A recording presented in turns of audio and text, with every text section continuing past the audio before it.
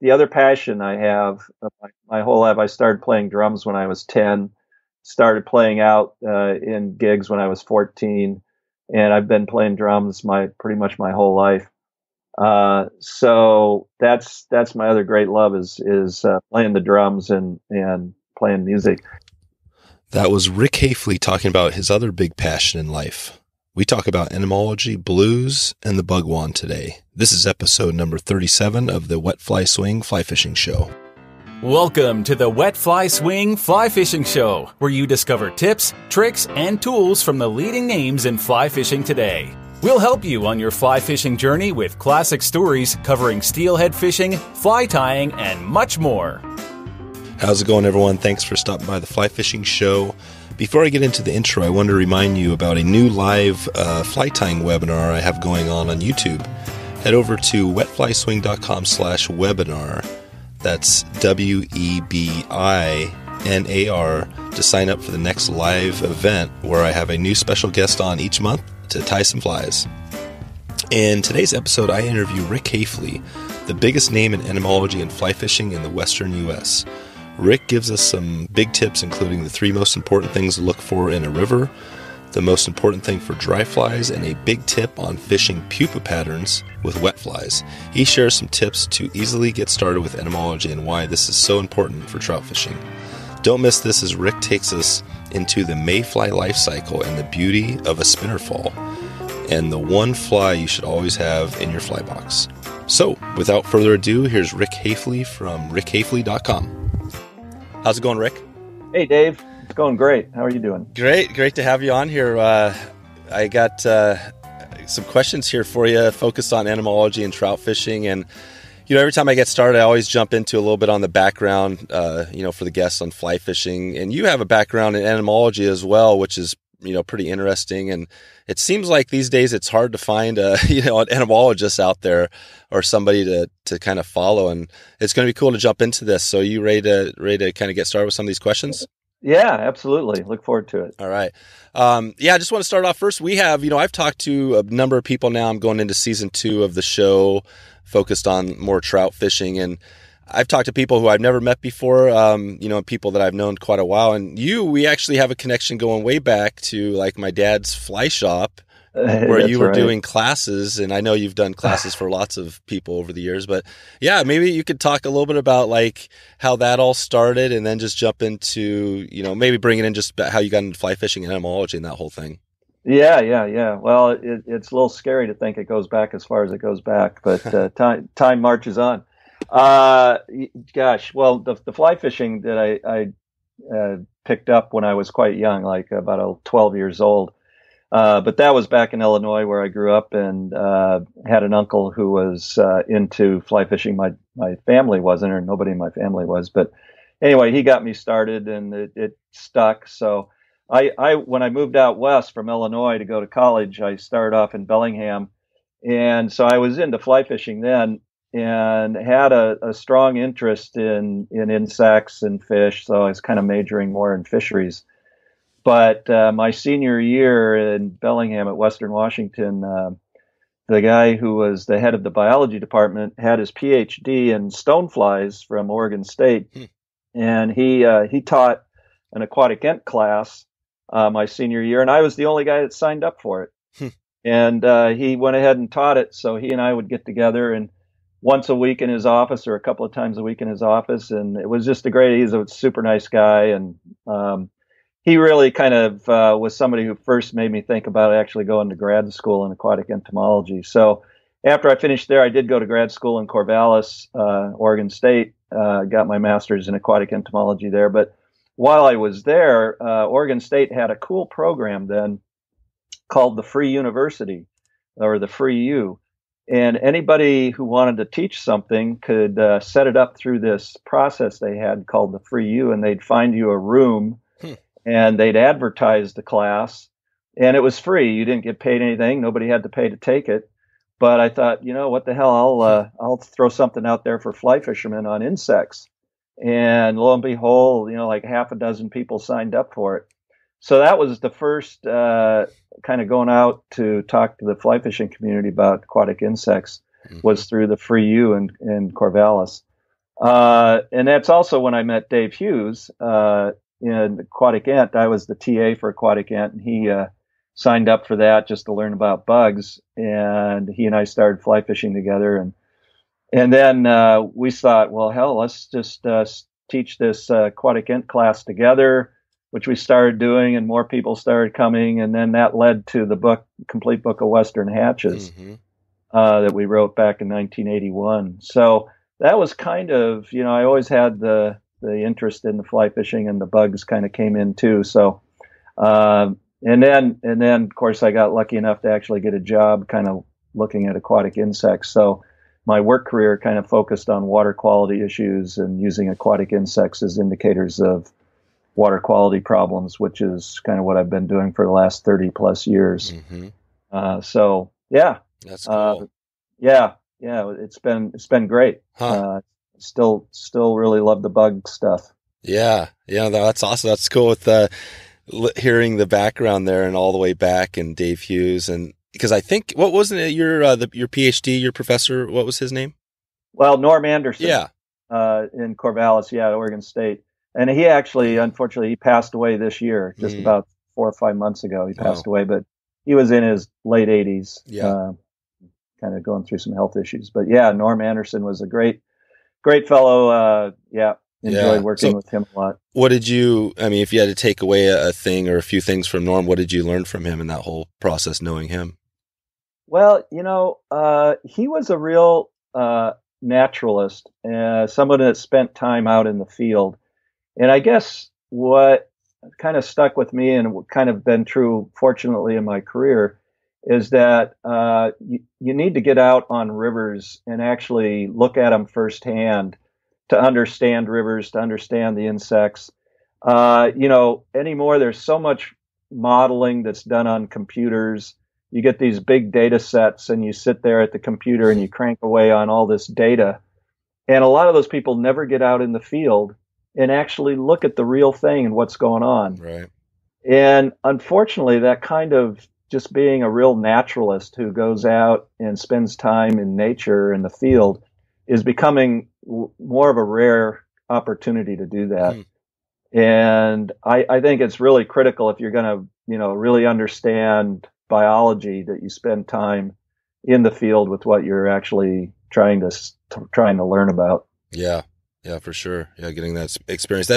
It is pretty interesting talking about, your mentors and things like that, because I think when I think of entomologists out there, obviously your name comes to a lot of people's minds, especially in the West, but are there other entomologists? It seems like it's such a small niche that there's not too many others out there. Is that the case, or are there just not No, there's, if you, when you kind of get connected to the community, there's actually a pretty large community, but not that many that maybe also are fly fishermen. Oh, okay.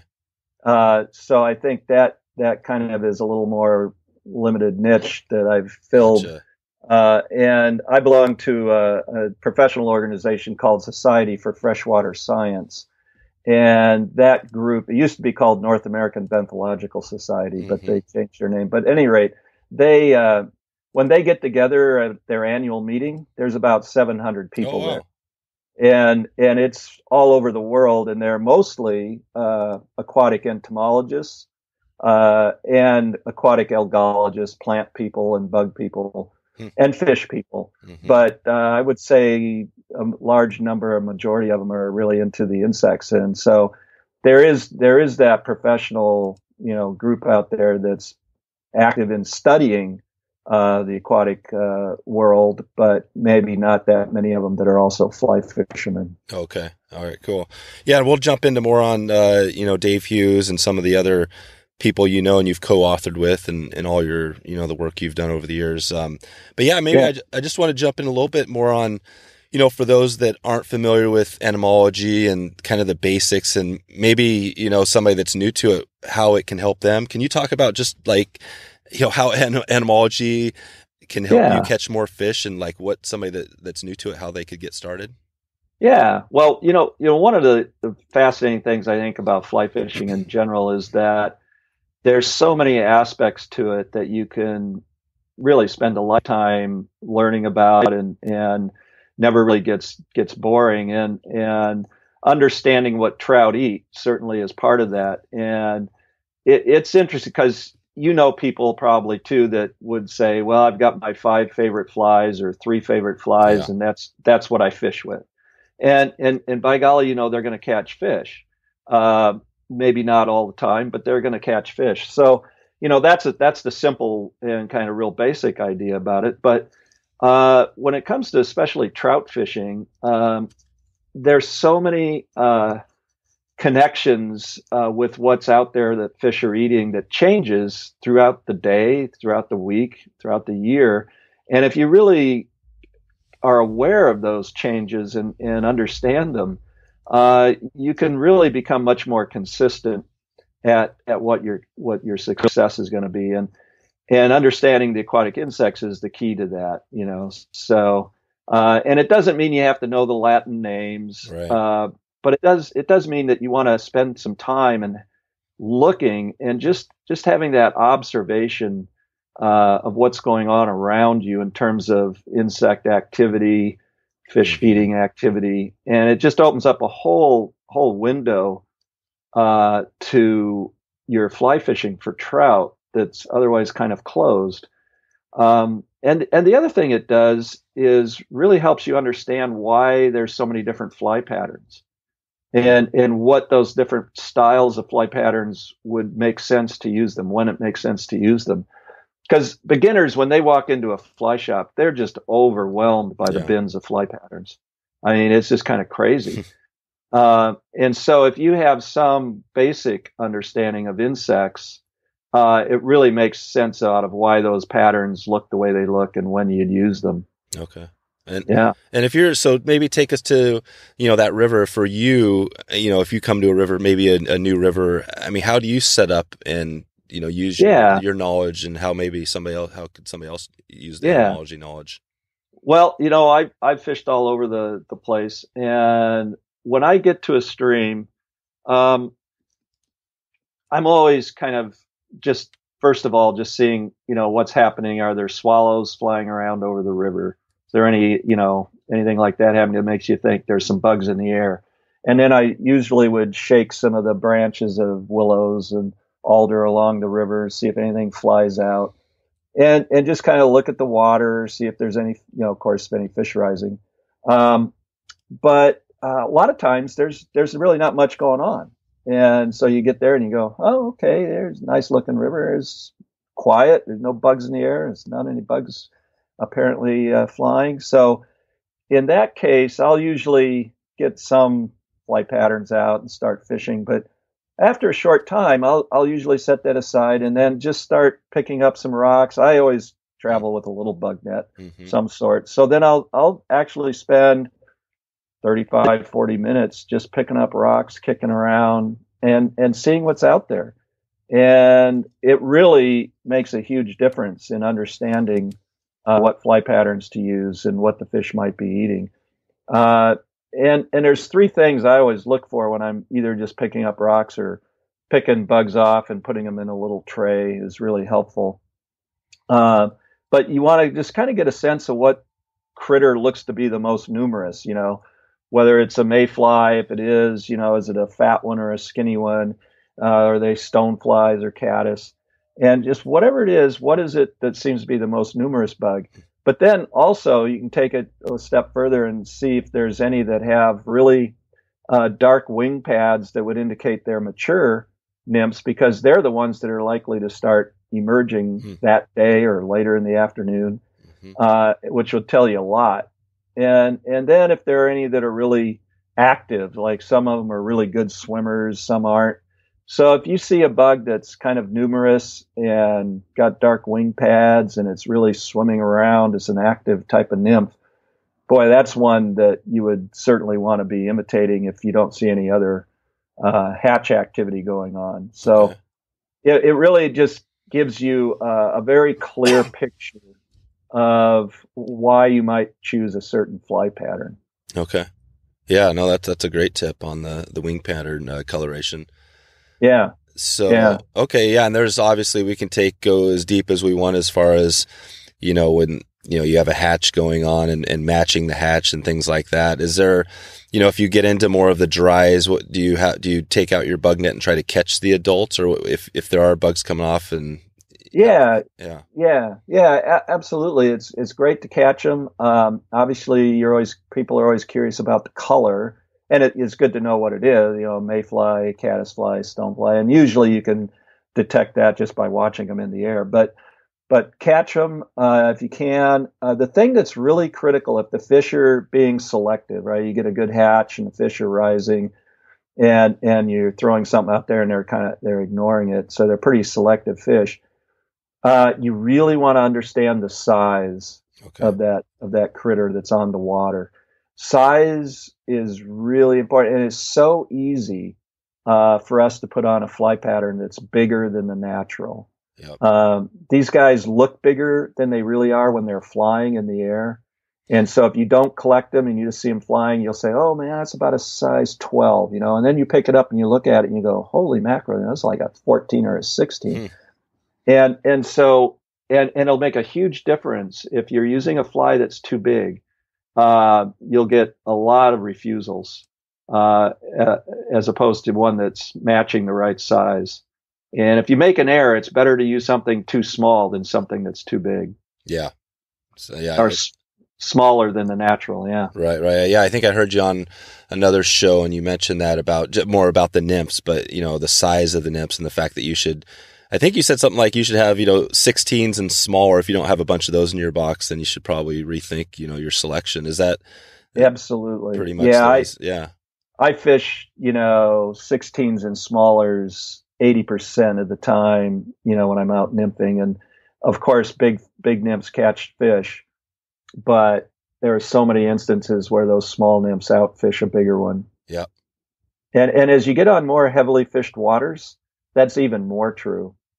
I think as the fish get smarter, I think they get locked into really paying attention to what the naturals are like, and they get more selective. And that means most of the critters out there are small. Okay. Yeah. Yeah, no, it's good. I was talking this week to a couple of guys that do a lot of online videos, and I kind of stay connected to that with the fly tying. And, there's a lot of crazy stuff out there. I mean, there's all sorts of hot spots and pink this and that and colors that aren't really out there naturally as much. And there's the UV, and all this stuff going on in the fly tying world. Do you see, are you more kind of traditional style, or do you see a benefit to using some of that stuff? And why do you think those flies work? And I even hear people talking about, like, you don't throw legs on your flies because it doesn't really matter with the nymphs, just tie this. Do you have any, comment there on some of that stuff? I'm probably a bad person to ask that question because I have stayed pretty traditional in my fly tying materials. I've certainly used, I like Antron and some, flash on there. I have not experimented with UV material. I know that's becoming a real hot topic, and, especially in nymphs now. The folks out there doing European nymphing, for example, are like all about, putting a little UV material on their nymphs. And I really haven't experimented with that much, so I don't have firsthand experience with that. I think a lot of it is someone's confidence. And if you have confidence in what you're fishing, that often makes a big difference. And so these people, put this on and they really believe in it, and they catch fish with it. It tends to become a self, confirming prophecy there. Yeah. But on the other hand, I wouldn't rule out that doesn't make a difference either. So what I tell people is try stuff. And if it works, go for it. Yeah. I just don't have any real personal experience right now, at least with the UV materials out there. It's something I have got on my list. I do need to look into it more. Yeah, it was interesting. I was actually listening to Kelly Galloup. He's, got some good stuff on streamers and other, he's going to be on the show, I think, later in a couple of months here. But I was listening to him talking about beads, and I always think about beads like, it's beads, they're standard, throw on a bead or whatever. But he was really talking about how he doesn't fish beads at all. He doesn't use any beads. And it's like, well, in the natural world, flies don't really shine or glossy and stuff like that. So he made this point that I really hadn't heard, but and he was kind of going against that newer stuff, right? The fact that you should have a natural looking bug that, looks natural in the water. So I don't know. I think you're right. I think with steelhead fishing and stuff like that, it's the same thing. It's like, get a fly that you're confident in. And if you're fishing it correctly and it's the right size, right, that's in the color. I mean, that's probably the most important thing, regardless of the other stuff. Well, it is still true today that, 90% of the fish are caught by 10% of the fishermen. Oh yeah. Yeah. And why is that? Well, it's not the flies they're using. I mean, part of it is, but you give the guy the fly you're not catching fish with. You trade rods, that old little thing that happens at times. Oh man, I've been catching fish. Here, use my rod. They feel sorry for you, and you don't catch fish, and they take your rod and they start catching fish. And you go, damn, what's going on? Well, what's going on is they know how to present the fly. Exactly. They know how to get a good drift.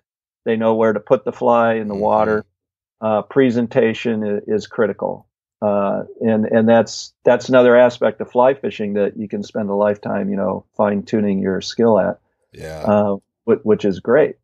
But yeah, one thing about nymphs, and underwater, like wet flies, I do fish a lot of wet flies. I like fishing flimps and emergers a lot. But those stages underwater naturally will often have this little sparkly appearance from gas bubbles that they release under their exoskeleton as they're emerging. And those little gas bubbles are quite bright and sparkle underwater. And so I like Antron, and I love to use the desiccant powder that I'll dust my wet flies with. And then you even sometimes have to use a little split shot to get them to sink. But if you get them underwater with that little desiccant powder on them, they trap all that little bubbles of air, and they just sparkle underwater a lot. And I really think that is a natural look, and it's very attractive to fish. Yeah. And what about, so what is your take on beads? Do you fish beads, or do you think that's something? I do. Yeah. I do fish beads. And what I like about them is they just get your flies deeper a little faster. And I think for straight nymphing, that's really important to get your flies down close to the bottom most of the time is where you want them. Yeah. So I like beads for that. And, I've been places where fish are real picky. You go down to Hot Creek or something in California, and the guides there will say, well, don't use a silver bead or a gold bead. It's a black one. Yeah. Because the others are too bright and it spooks the fish off. Sure. Yeah. So there you go. Yeah. Yeah. There's lots of different colors and things like that. I wanted to get into a few tips and things like that, just on fishing and some of the stuff we're talking about. But before I do, I wanted to ask you about the bug wand. I had John from the Deschutes Candy Fly Shop on, and let's see, I guess it was he's going to be coming up soon. But yeah, we talked just briefly about it. But maybe you could talk, for those that don't know. I think it's pretty funny, the whole where it came from. Maybe you could talk about what it's all about, and do you still does that person still come out occasionally? Oh, the bug wand hasn't been out for a while, though. He still resides here. The bugwan, of course, if you've lived in Oregon and know about the bogwan out at Antelope and the Rajneeshis, so that was the bogwan. So when John Smarler and I started doing these instructional videos back, over 12, 14 years ago now, just this crazy idea came up that, hey, man, we should have the bugwan be the guy that pops up every once in a while in these videos that provides sort of the Zen moment or the insight to answer the fly fishing questions of the moment. And so, I went out and I bought the crazy turban and a beard and all this and put it on. So, yes, that's the bugwan. Nice. But it's been, it was a blast to do those. It was a heck of a lot of fun. And it's funny how many people I'll meet. I met this one guy in California in one of my talks down there. And he said, oh, my wife isn't a fly fisherman, but every time I put your video on, she comes in to watch the bugwan. So That's awesome. Yeah, it's fun to hear that. Yeah. There are people out there. So for people that, and this, the information here, I'll have this at wetflyswing.com/37. I'll have all the show notes from stuff we're talking about here and links to your books and things like that. But yeah, that is there a place that people can find, and take a look at that? Is there a YouTube video or anything like that? Really bad. Actually, I'm about a few weeks away from getting all our DVDs up on Vimeo. Oh, nice. And people will be able to stream them or download them from Vimeo. Oh, perfect. We're just getting that set up. And so all I can say is, so the DVDs, though, there's like 6 of them. One's fly fishing large western rivers. And then there's basic nymph fishing, advanced nymph fishing, fishing emergers and dries. And so there's like 6 titles that we've got. And they'll all be up on Vimeo. So I guess folks can wait a couple of weeks and then check it out. I don't know exactly the link for Vimeo at this time. We'll get it. Yeah, I'll get to it. And actually, this show, I mean, people could be listening to this show, 5 years later. So we'll have definitely the link will be in the show notes. So like I mentioned at number 37. So yeah, that's good. That'll be fun to check those out and take a look at that stuff. I was kind of thinking to bring it back to a little bit on entomology.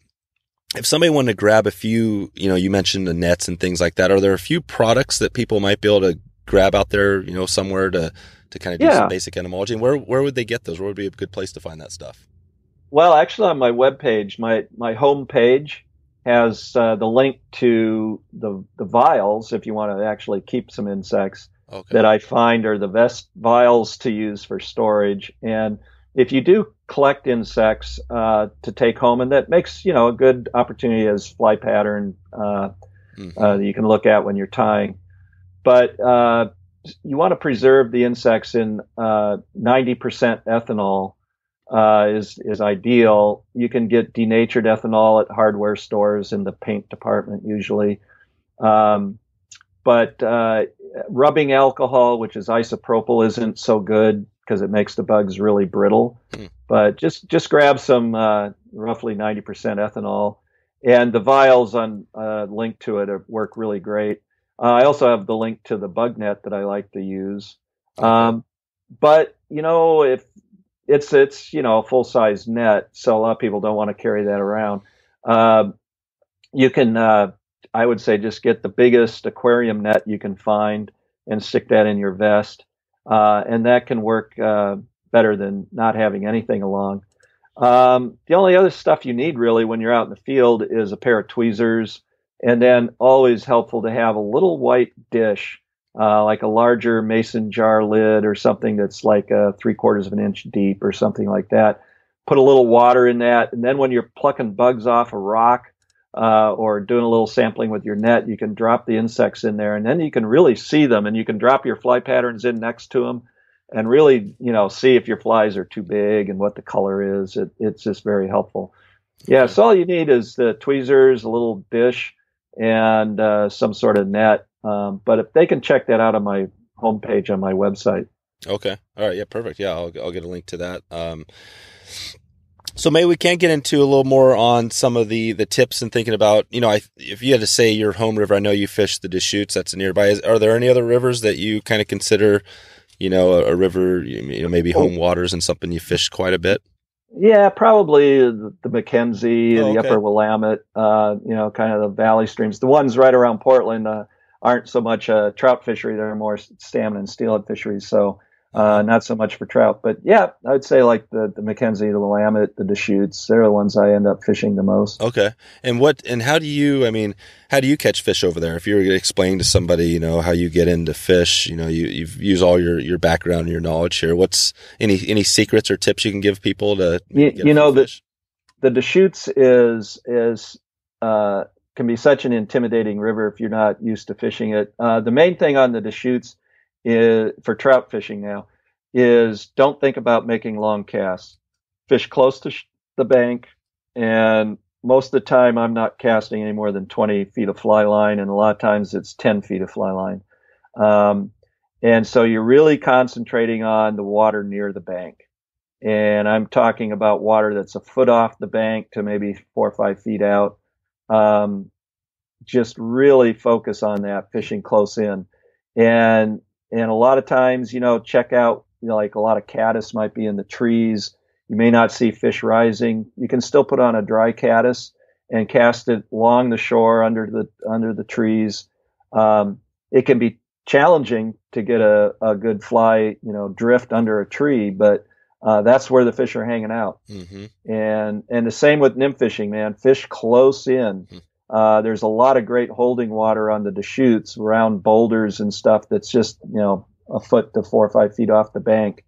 And that's kind of the money spot to fish on the Deschutes. Okay. And it doesn't get pounded as hard because a lot of people just walk into it, or, they're looking out there 40, 50 feet out or 100 feet out at other water. So right. I would say just really do that. And then try, don't keep using the same thing if it's not working. You go out there and you fish some of your favorite nymph patterns and they're not working. Well, change it up, put on different nymph patterns, do some bug collecting, see what's really dominant out there. Try a wet fly in the riffles, swing some wet flies, soft tackles that imitate some caddis pupa. If that's not working, try fishing a dry fly under the trees as a tractor pattern if nothing is going on. So, over the course of the day, mix it up and always pay attention to what bugs are flying around and try to match that. Okay. Yeah. Cool. And you mentioned Western hatches and some videos and stuff. I mean, are there, and I know I talked to Skip Morris recently, and I didn't even realize, you co-authored, I think, something with him. I mean, can you talk a little bit about what you've done as far as your other books and maybe anything we haven't talked about yet? Well, one of the main books I did with Stackpole was Nymph Fishing Rivers and Streams. And so that came out, it's getting about 6 years ago now. But yeah, Nymph Fishing Rivers and Streams is a full book that comes with a DVD in the back of it. So for nymph fishing, that was a book that really kind of gets into the details. And it talks a lot about the different insects and how they behave underwater and, just approaches to nymph fishing that would work for the different groups of insects too, as well as the different methods of nymphing. And then the latest books I did with both Dave and Skip, which Skip maybe talked about, was once called Tactics for Trout and the other Seasons for Trout. So those are the most recent books that I've done. Okay. I didn't rely on writing books as my career. I worked full-time as a biologist. So my book list isn't as long as Skip's or Dave's. That's right. That's been their way of putting food on the table. Right. Which is amazing. I mean, to think that you can do that, with fly, because fly fishing is definitely a small niche. I've been learning a lot more about it this last couple of years, and there's a lot of people that are doing it on the side. They have things, they have a normal job, and so it's always interesting to hear people that are doing that, because it seems like it's a lot of work, right? I mean, you're trying to run a business and in a small niche. It's not easy. It is. And it's changed so much in the last, 15 years. The publishing world has changed so much with the internet. Yeah. And you really have to almost figure out a different way of doing it now than 15 years ago, because you can't just rely on putting a book title out there and that it's going to take off and a lot of people are going to buy it, even if it's a good book. You got to work social media and it's a real different world, and it's not always easy to figure out for us old folks. That's right. Yeah, it's changing. I've had this conversation with a number of guests just on how things are changing. But maybe you could talk a little bit about. You mentioned you've been around doing this a long time. Is there a story from your life that kind of you think about that maybe influenced how you got to where you are today as kind of one of the leading people out there as far as entomology and fly fishing? That's a good question. Go ahead. Yeah, I was just going to say, and it doesn't even have to be, fly fishing related. If there's just something that, a big, I mean, I've known you, through work and stuff like that over the years, but haven't really heard any of all the juicy details. Is there anything that really rings a bell? Like maybe a a turning point in your life, something like that? Well, one of the moments I've talked about it other times occasionally, but when I was a kid back in Illinois, growing up, and I was into fishing, and I grew up in an area where it was pretty much farm ponds and bass and bluegills. That was kind of the thing. But I was out just goofing off on one of these farm ponds, and I was even fly fishing for bass and stuff out there. But right at dark, there was a hatch of hexagenia, the big burrowing mayfly. Mm-hmm. And it was something I'd never experienced before. But this particular night, it was just phenomenal. It was like the whole surface of the lake just all of a sudden had bugs on it, and these great big giant mayflies. And it was really, really astounding.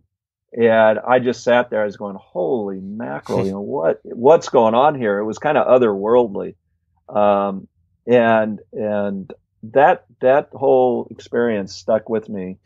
And it was like, just really piqued my curiosity as a young kid. Yeah. And stuck with me and just kept me, kind of probably moving in that direction as I got older. Was that before you even had picked up a fly rod?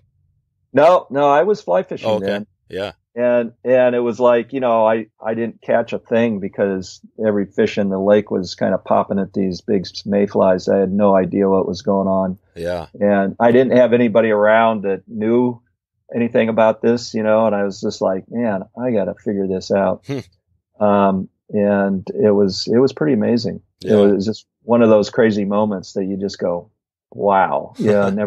I've never seen anything quite that dramatic since. Yeah. No, that's awesome. It kind of rings a bell for me thinking back to a amazing caddis hatch on the Crooked River back when I was a little kid. And it was the same sort of thing, just like these swarms of caddis, and you're in the middle of it and the fish are going nuts. And I think it's kind of that, I don't know, whatever it is, the visceral thing, or just connecting you with nature, and which is why I think, fly fishing or any outdoor thing is so amazing and important to get your kids into as well. But, well, and I think it's at that age too, when you're, I don't know, 12, 14, whatever, younger kid, you're just a sponge for that stuff. And your curiosity is just kind of there to, go in any direction. So I think that's a cool age to get exposed to that stuff too. Yeah. Yeah, it is. So, I mean, you mentioned, a big moment there, looking back at your life, thinking back to your 25-year-old self, is there anything, looking back now, you would tell yourself, your 25-year-old self, as far as maybe how to do things maybe a little differently, or any advice? I have to call my psychiatrist and talk to him about this. I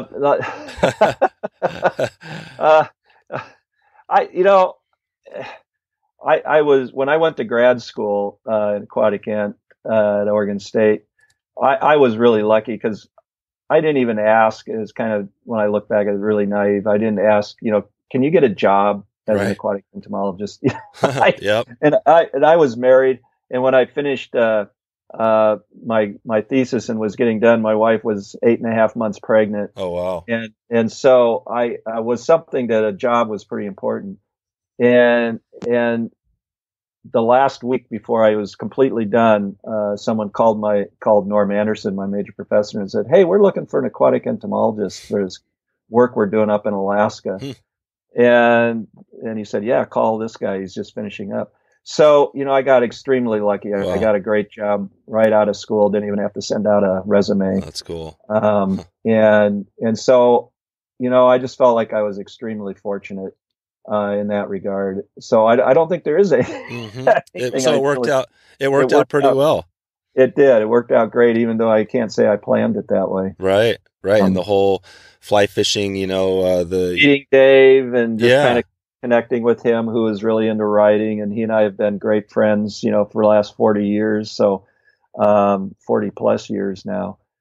So, it's just been very fortunate, that I found work that I really liked, and the fly fishing community is such a great community, and it connects the dots that I really love about fishing with the insects. that's what keeps me really enthusiastic about fly fishing, to be perfectly honest, is the connection with the insects and the whole, trout fishing and figuring out that. Yeah, it's been a heck of a lot of fun. Yeah, no, it's good. And just thinking, more on the flies here, I always like to ask a couple of questions as far as, I know it's probably hard to say your top 2 or 3 patterns, but if you had to pick, maybe the ones you use quite often, is that something you could do? Yeah. Well, there's 2 nymph patterns that I use a lot. One is what I call is my green rockworm. It's caddis larva pattern. Usually fishing about a size 14, sometimes a 16. And it's a great imitation for the actual green rockworm caddis larva, the Rick Hafele, but it also is a very good imitation for the hydropsychid net spinning caddis larva, those 2 are some of the most dominant caddis larvae in our trout streams in the West. Okay. And they're almost always around. There's lots of species.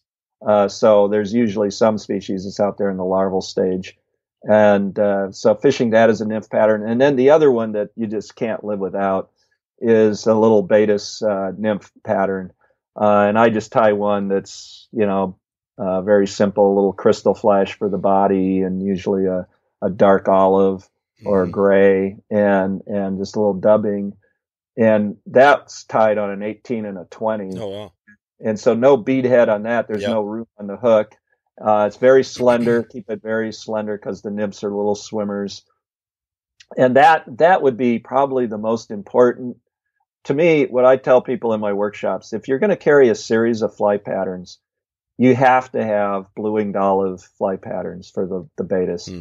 The nymph pattern, emerger pattern, dry for both duns and spinners. And they're all pretty much 18s and 20s in all those styles. And I mean, you just got to have those in your vest. It doesn't matter if you're fishing in Pennsylvania, Wisconsin, Wyoming, Oregon, Arizona. You're going to run into a lot of blue-winged olives. They're just in every trout stream I've ever fished anywhere in North America. Okay. So you just got to carry those patterns.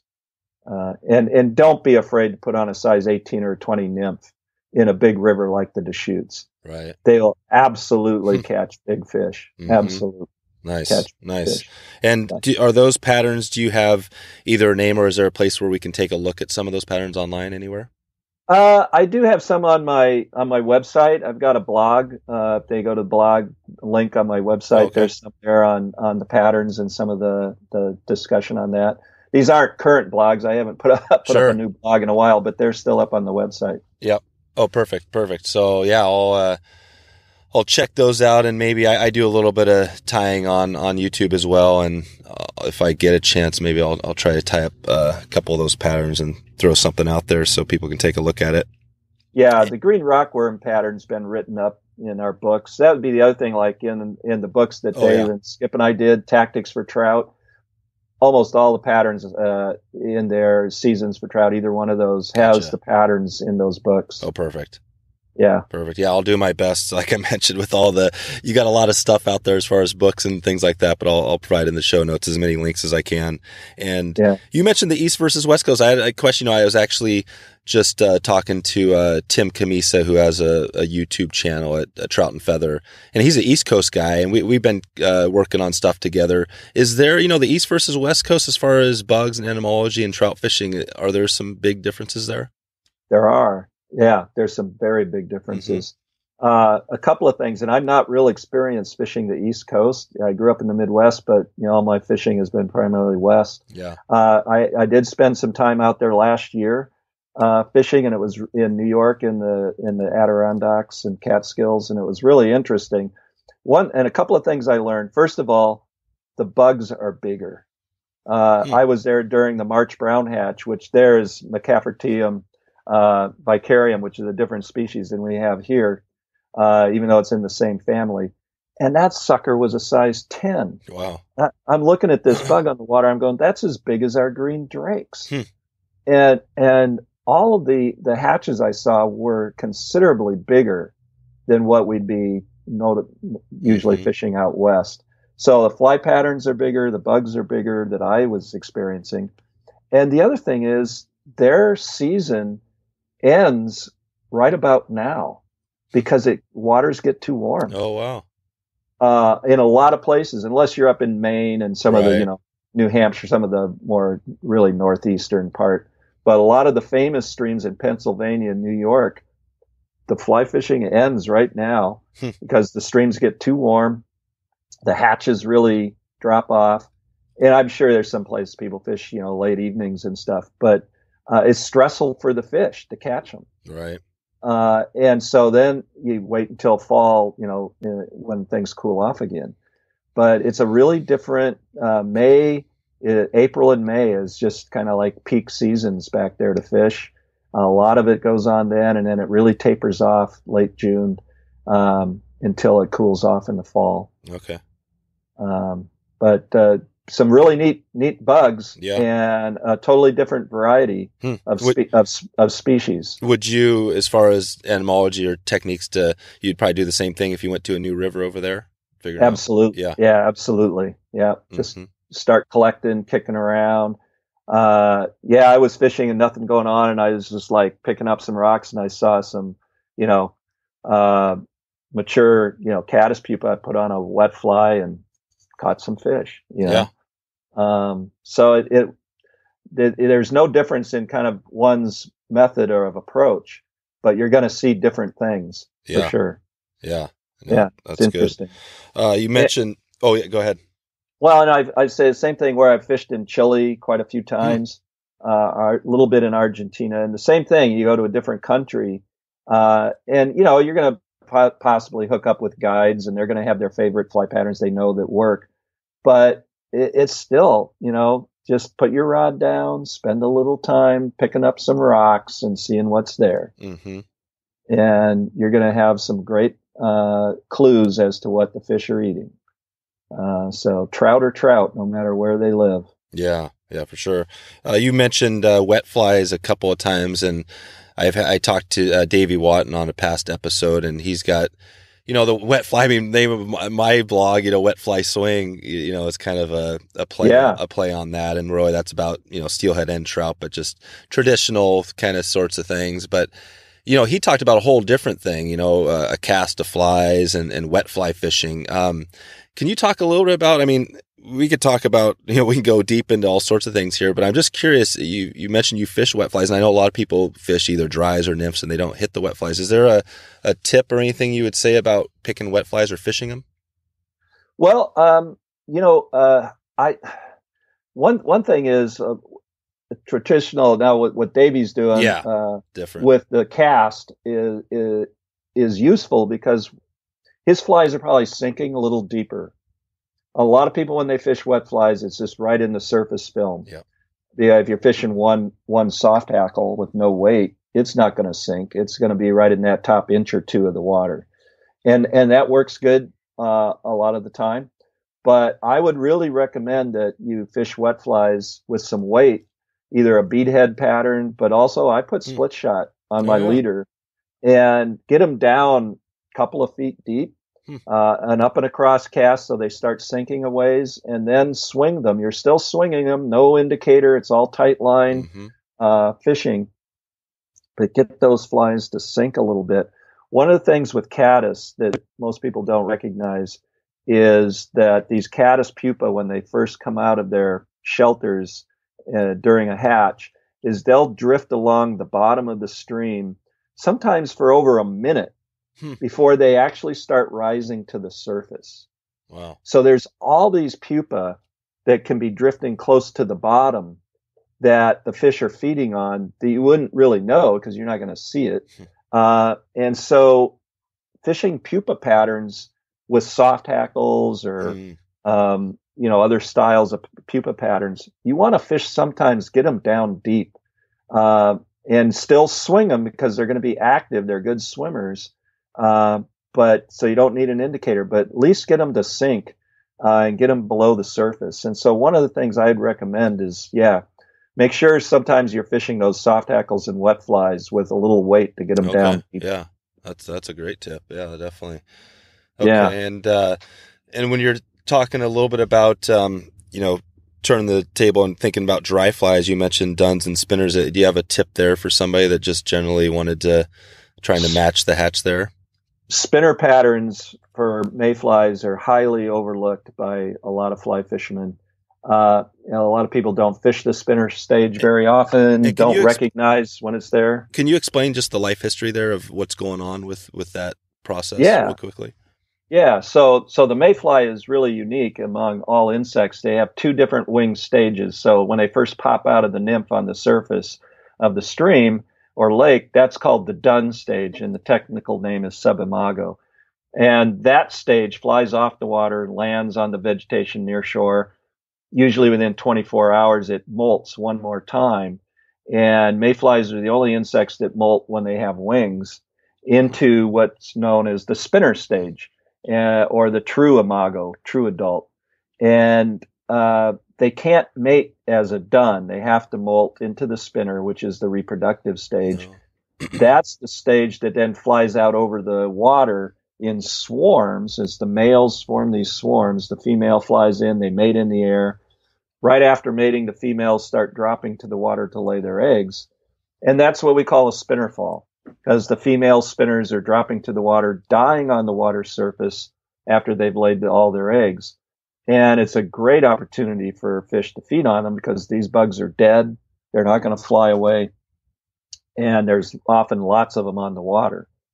And they're really hard to see on the water if you're a fisherman, because the wings in that stage lie flat on the water surface. And it's often in the evening where the light's not very good. And man, they can be hard to see on the water. The fish have no trouble seeing them looking up against the sky, silhouetted against the sky. So if you ever see out there and you see some swarms of bugs in the air, you see a lot of swallows in the air, and check it out. If there are spinners up in the air mating, and then 15, 20 minutes later, you'll see fish rising. They're feeding on the spinners. And you want to put on a spinner pattern. And most species of mayflies, even though they might be olive or gray or yellow or whatever as a dun, most female spinners are a rusty brown color. And so carry a rusty spinner pattern in 20s to 12s, and you'll have a spinner pattern that'll match 90% of the spinners that you see on the water. Nice. Just match the size. So carry rusty spinners in a range of sizes. And if you see spinners on the water, find out what size they are and match that size. And you can have a lot of fun. And the spinner falls in the middle of the summer will happen in the morning and in the evening. So if it's really warm weather, you might see a spinner fall at 7 o'clock in the morning. And it could be also right near dark at 8 o'clock, 8:30, 9 o'clock at night. In the fall and spring, those spinner falls are usually going to be late afternoon, right around 3, 4, or 5 o'clock in the afternoon. So really, really keep an eye out for spinners. If they're on the water, really start looking and matching them. It's a whole another opportunity to have some great dry fly fishing that a lot of people don't notice. Yeah, I know that's a great tip and as far as the patterns, is there a name of a pattern that comes to mind? I just use what's called a rusty spinner. I put on a poly wing, is what I use, poly yarn wing, white, and rusty dubbing. You can use, any number of different dubbing materials for dry fly. People tie beautiful ones with the bodies made out of quill. But I just usually use a rusty colored dubbing, and two tails. You can split the tails. Yep. Very straightforward fly. Yeah. Perfect. Easy to tie. Yeah. Perfect. Well, Rick, we're getting close to wrapping this thing up, but I had a couple more questions here for you. Great. One of them was, I've talked a lot about, kind of observing. I've had a lot of guests talk about, whether it's steelhead fishing or trout fishing, just taking your time and before you just jump into the river, take your time and see what's happening. What does observation mean to you? Do you think about that much, or do you, when you get into the stream? Well, I think it's critical. Yeah. In fact, what I always tell people, most people don't get to fish as often as they like. So they get to the river, they want to fish. Yep.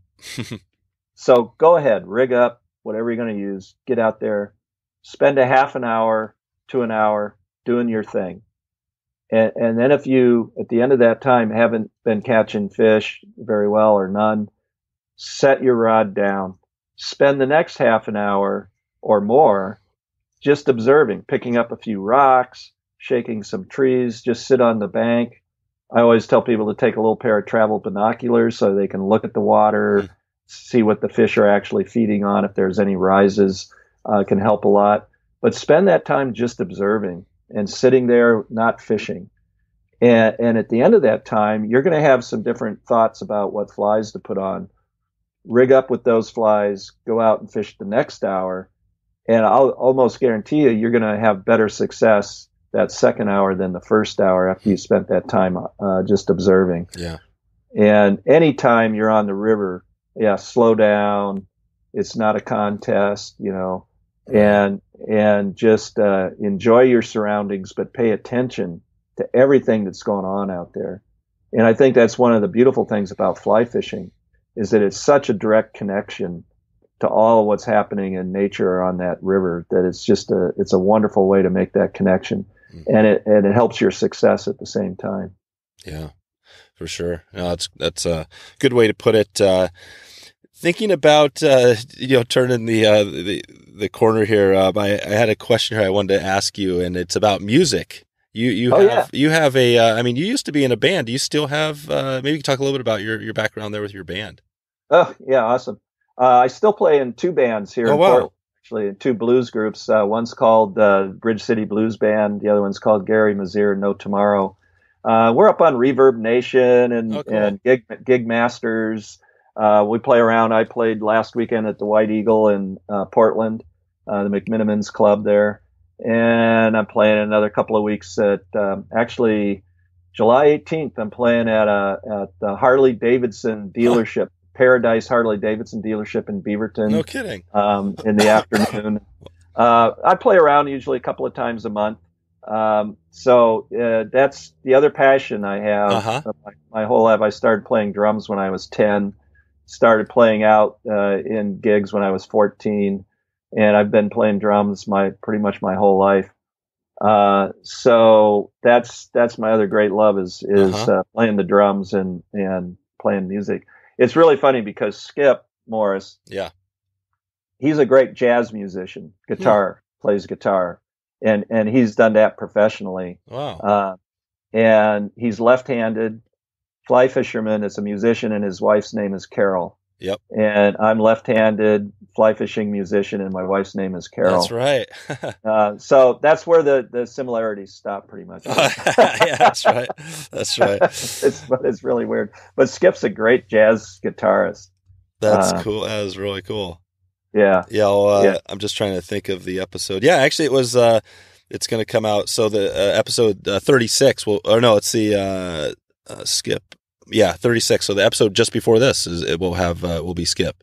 Awesome. So I'll link out to that as well. And I'll try to find if I can a little video or maybe a clip of your band out there playing somewhere. I do have some up. Yeah. Good.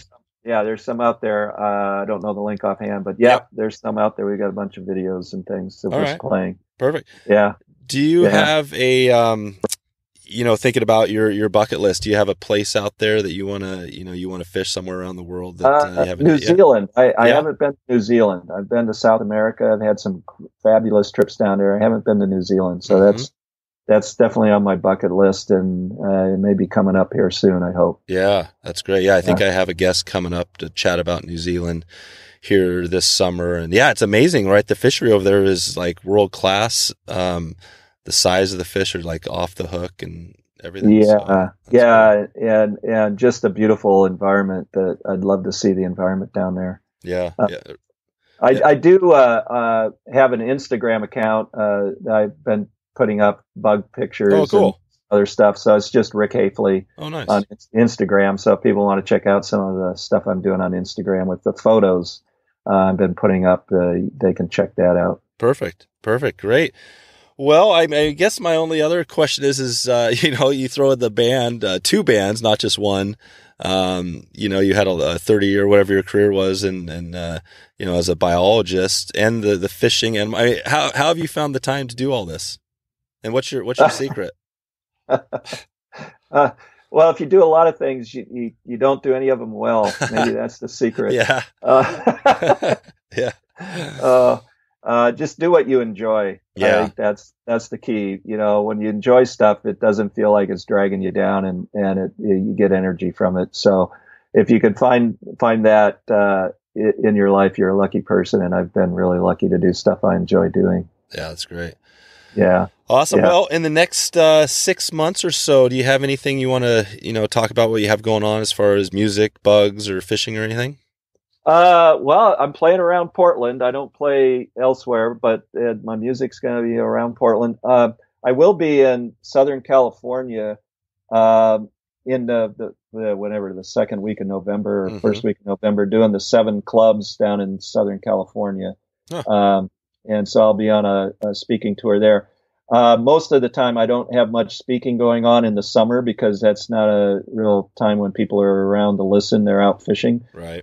So most of my workshops that I do, I've already done this year. So I had a number of workshops couple on the Deschutes and some others in other places but those usually happen in, March, April, and that time frame. So I don't have any upcoming workshops, but I do have a bunch of speaking planned in Southern California coming up. Okay.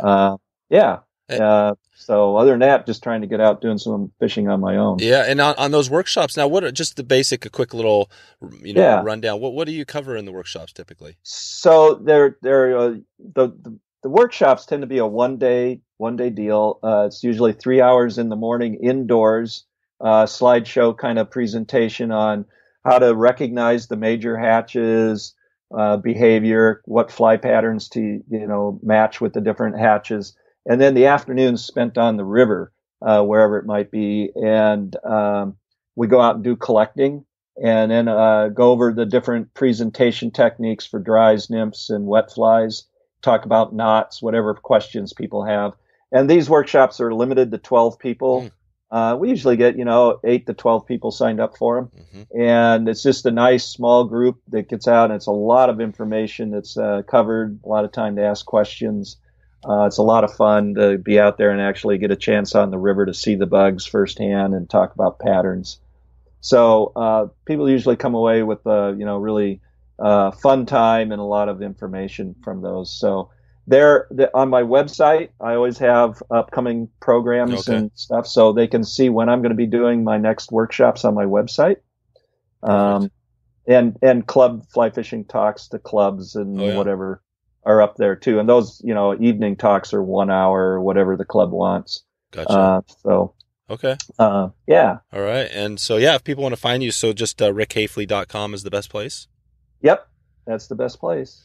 All right. Well, I'll direct everybody there. And we talked about a bunch of stuff here, so I'll have everything in the show notes at wetflyswing.com/37. And Rick, just wanted to thank you for coming on and chatting. This has been kind of cool because, we've known each other, ever since I was a kid, really. I think back in those days, it's been pretty awesome to bring this, I don't know, we've had a connection throughout our lives, and then to finally sit down on a conversation like this and let everybody listen to it. I think it was pretty cool. It's been great, Dave. It's great to have known you over the years, and that you're still into it too is pretty cool. I know. My dad definitely got me going on it, and it's funny. I've tried a lot of different things, but I think you mentioned it. It's like that love. You got to find that thing you're passionate about, and once you find it, it's kind of easy to stick with it. So I think that's maybe the secret to the whole thing, like you said. Yeah, it makes a huge difference if you're lucky enough to have that. So. Yeah. Good job. Good job. Yeah. Thanks. Well, I'll catch up with you later, and if I have any questions, I'll direct people your way. And we'll just catch you later on. Awesome. Well, thanks for inviting me on the show. Okay. See you, Rick. Yeah. Bye. So there you go. If you want to find all the show notes with all the links we covered, just go to wetflyswing.com/37. And I want to remind you again to check out the new fly tying webinar series I have. You can just head on over to wetflyswing.com/webinar, and add your name to the email, and I'll give you an update when our next monthly session is live. Thanks again for stopping by to check out the show today. I'm looking forward to catching up with you soon and hope to see you online or on the river. Thanks for listening to the Wet Fly Swing Fly Fishing Show. For notes and links from this episode, visit wetflyswing.com. And if you found this episode helpful, please subscribe and leave a review on iTunes.